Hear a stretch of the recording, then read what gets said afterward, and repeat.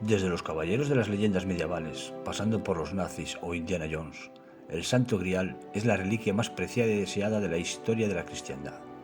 Su búsqueda es una de las misiones más sagradas y ha obsesionado a cazadores de reliquias durante milenios.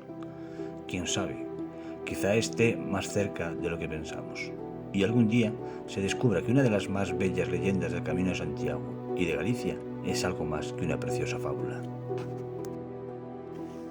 En el año 1300 había un cura en la parroquia de Ocebreiro que estaba dando misa en la iglesia desierta en un día de viento y nieve.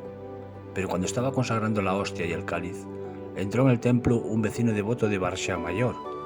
El sacerdote lo miró asombrado y enfadado, murmuró: «Mira quién viene desde tan lejos, solo para arrodillarse delante de un poco de pan y vino». No había terminado de decir la frase cuando vio la hostia convertirse en carne y vino en sangre. Fue tal impresión que el cura cayó al pie del altar, muerto. La carne y la sangre se almacenan en 2 virales de vidrio en una estufa de granito al lado del altar del santuario. Se dice que la imagen románica de la Virgen con el niño inclinó la cabeza para ver mejor el milagro que pronto se extendió por toda Europa. El escudo de Galicia incorporó como símbolo el cáliz del milagro.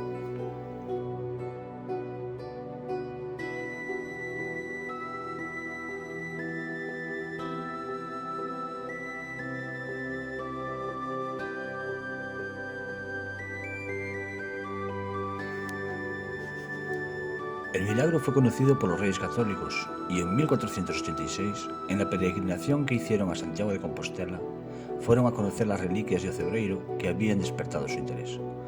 La tradición popular cuenta que la reina Isabel quiso llevárselas con ella y que, al poco de partir hacia la corte, la comitiva se tuvo que frenar en seco debido a que los caballos se habían detenido repentinamente. Inmediatamente fueron liberados y volvieron solos a las puertas de la iglesia de Santa María. Debido a ello, la reina decidió dejar las reliquias en Ocebreiro y los Reyes Católicos donaron el relicario que en la actualidad aún se conserva en la exposición junto al cáliz en la iglesia.